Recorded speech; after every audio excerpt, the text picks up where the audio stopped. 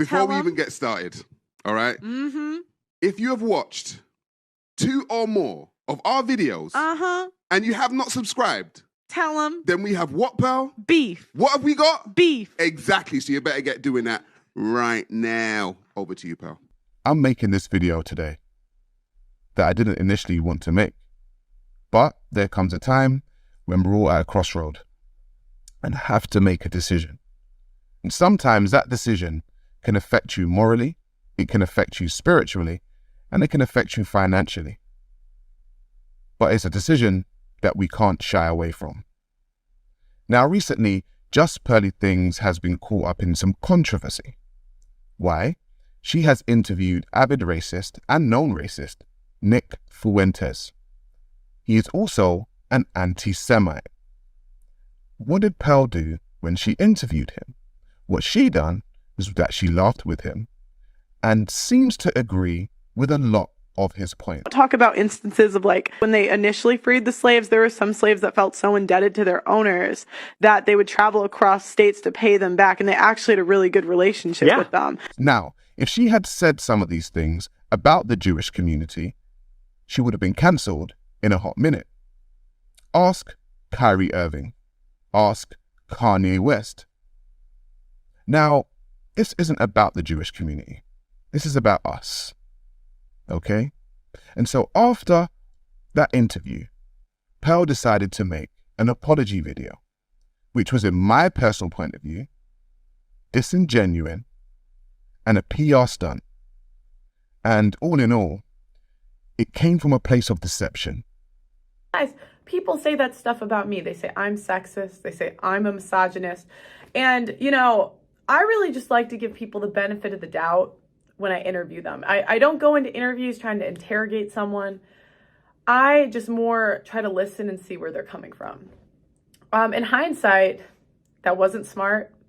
And in hindsight, I should have had someone, you know, maybe Sarah Garvey, maybe another content creator that could have pushed back more and really was more educated on the topics that he was talking about than I was, because I certainly was not an expert in any of the stuff that he was talking about. Now, I've been on social media for a while, and I have done interviews with the likes of Tommy Robinson, Sargon of Akkad, politicians like Lee Jasper, and also Lin May and people from the music industry like So Solid, Mega Man to be exact. Now, Pearl was reacting to my content prior to coming to the UK. And so when she came to the UK, I was very interested in the content that she would actually put out. And it just so happened that she was putting out content that I was interested in, similar to what the late great Kevin Samuels actually put out. And I understand it because I myself had been embroiled in court cases and things of that nature when it comes to the mother of my son, and understand that the gynocentric order in which we live in is something that needs to be spoken about.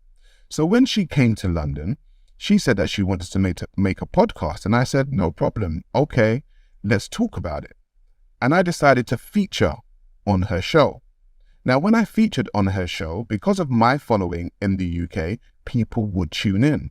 So essentially, I helped Pearl grow her channel.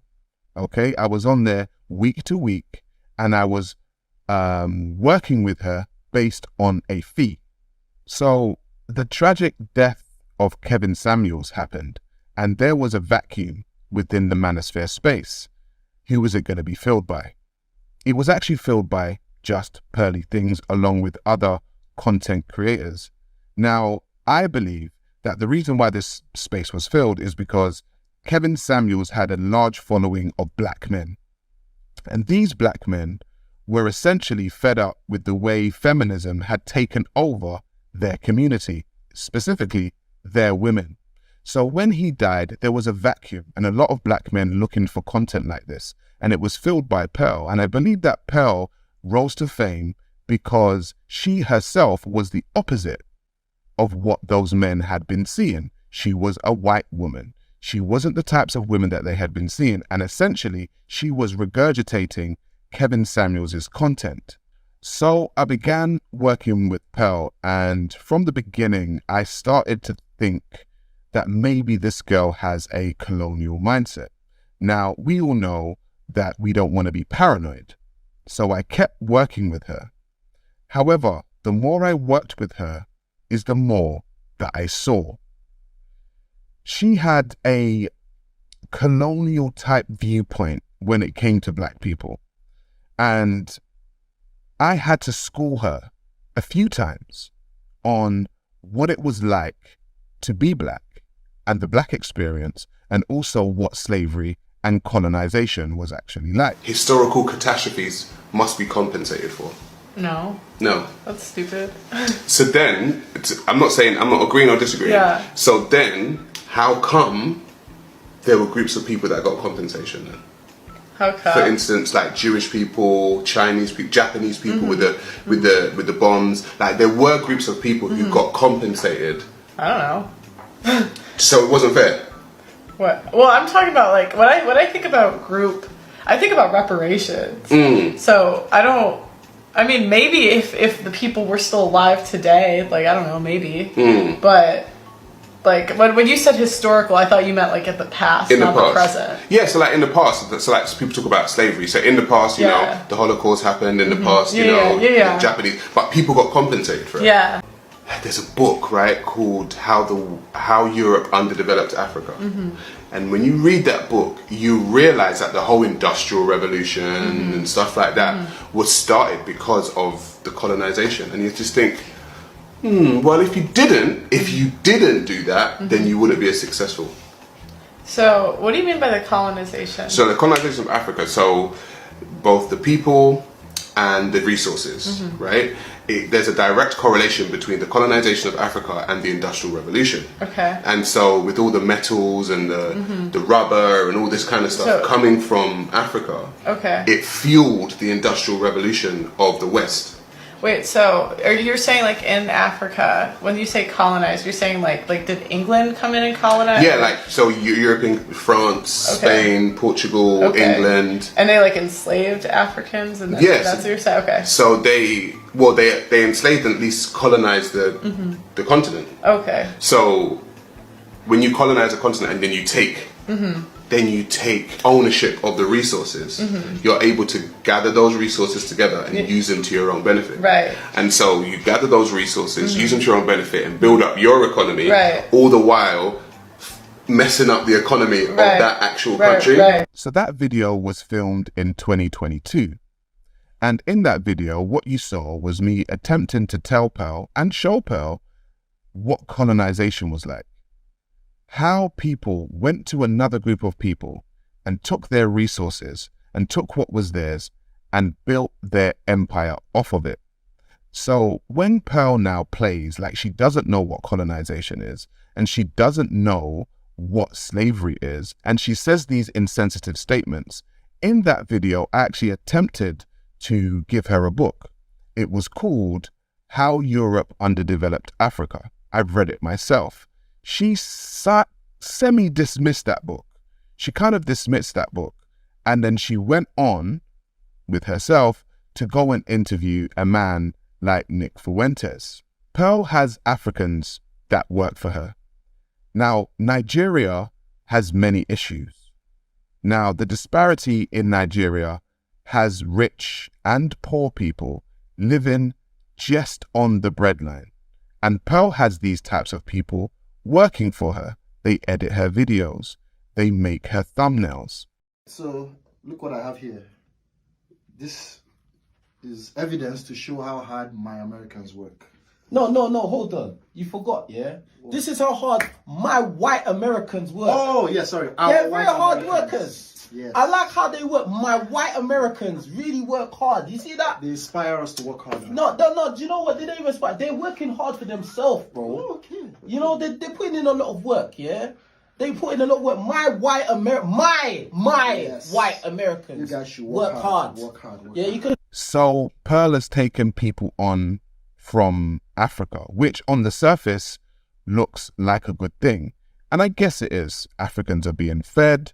They're taking money from her. They are feeding their family. Amazing.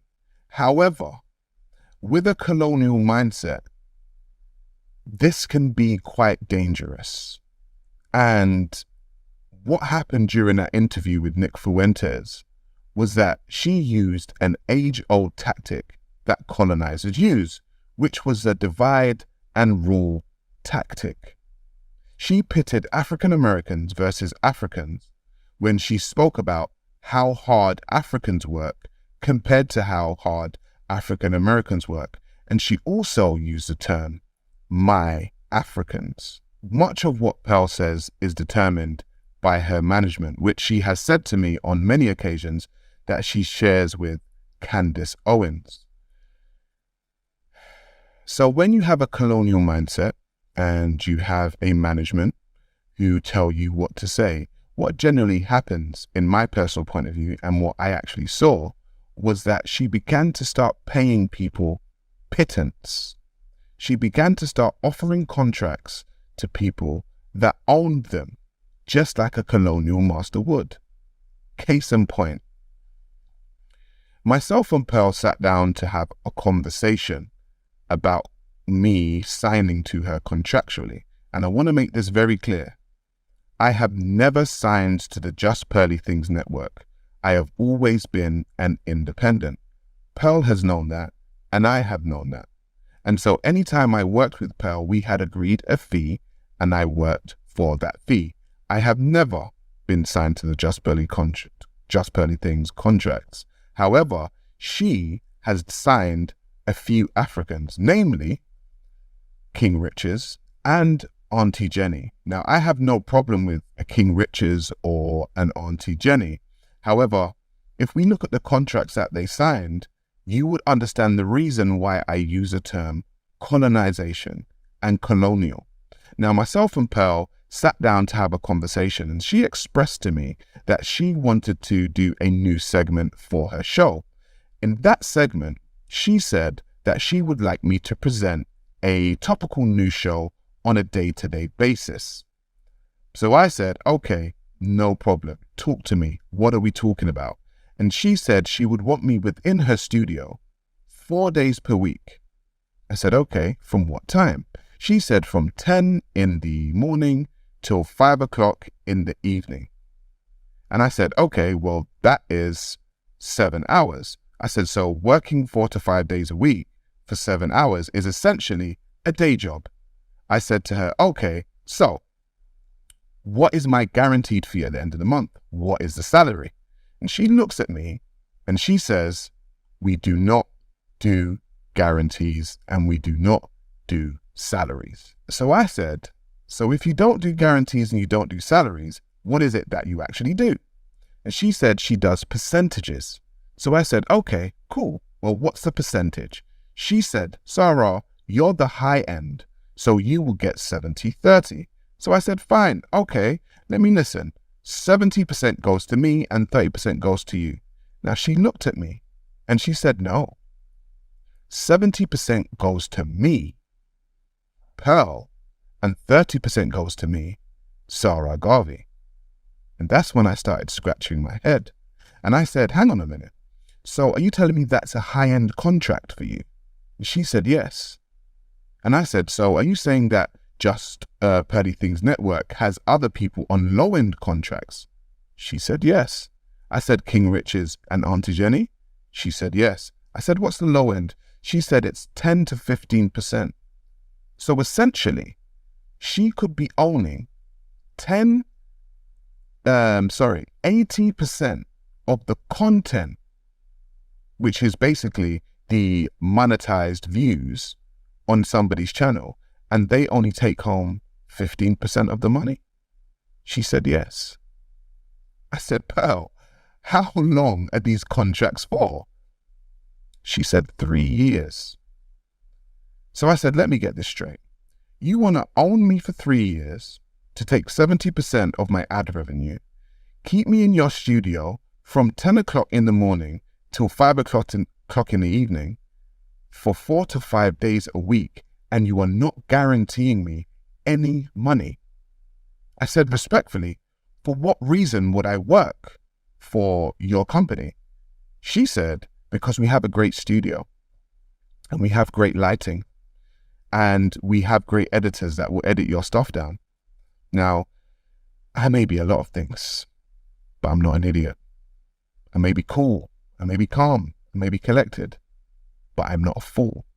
And essentially, the colonial mindset of Pearl has people working on her quote-unquote plantation for absolute pittance, when a year ago, I suggested to her to look into exactly what colonization was, and she acted dumb. Guys, people say that stuff about me. They say I'm sexist. They say I'm a misogynist. And, you know, I really just like to give people the benefit of the doubt when I interview them. I don't go into interviews trying to interrogate someone. I just more try to listen and see where they're coming from. In hindsight, that wasn't smart. And in hindsight, I should have had someone, you know, maybe Sarah Garvey, maybe another content creator that could have pushed back more and really was more educated on the topics that he was talking about than I was, because I certainly was not an expert in any of the stuff that he was talking about. Now, I grew up in a time where there were brilliant R&B girl groups like TLC, and also brilliant R&B artists like Toni Braxton. They both sold millions and millions and millions of records, but they ended up broke. Why? Contracts. They were signed to contracts that did not favor them. And essentially, what Pearl is trying to do is come back in with the same contracts and do the exact same thing to the manosphere and do the exact same thing to the red pill community. Why? Because Kevin Samuels left a gap, and Kevin Samuels' fan base was predominantly black men, and Pearl has come in there and attempted to be top of the food chain. I will not be a part of this game, and I will not be a part of this colony. I have always been an independent.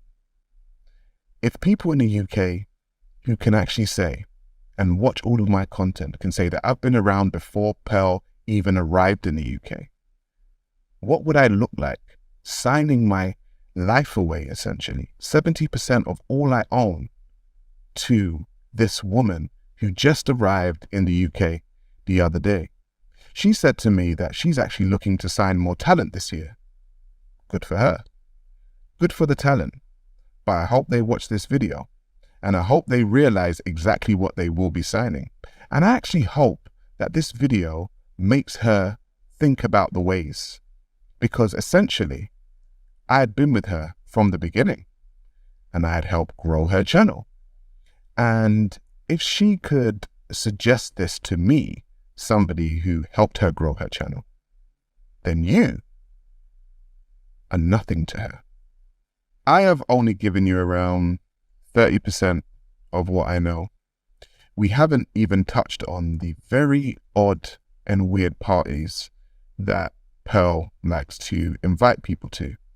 And I was invited to one last year, and she told me that her manager was coming from America and they were going to have a party. And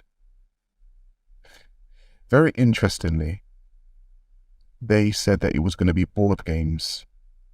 And I said, okay, cool. I don't mind playing Monopoly. I don't mind playing Snakes and Ladders. When I got there and I asked her about the board game, she said, no, a board game. There was a whiteboard in the living room. And what she proposed was that we all have a time on the whiteboard and we do what she says, and we talk about certain things which were quite sexual, and we put them on the whiteboard. But you know what I saw? I always saw her manager Kobe in the corner filming everything. And we've all spoken amongst ourselves, and we've spoken about Hollywood and the things that go down. And within that party, what I saw was, if people were on that board doing very sexual things and doing things while they were drunk, that stuff was being recorded. But we'll speak about it another time. Here, I want to ask the men in here. Men in here. I want to ask the men in here. Okay. Women, raise your hand if you think women like violence.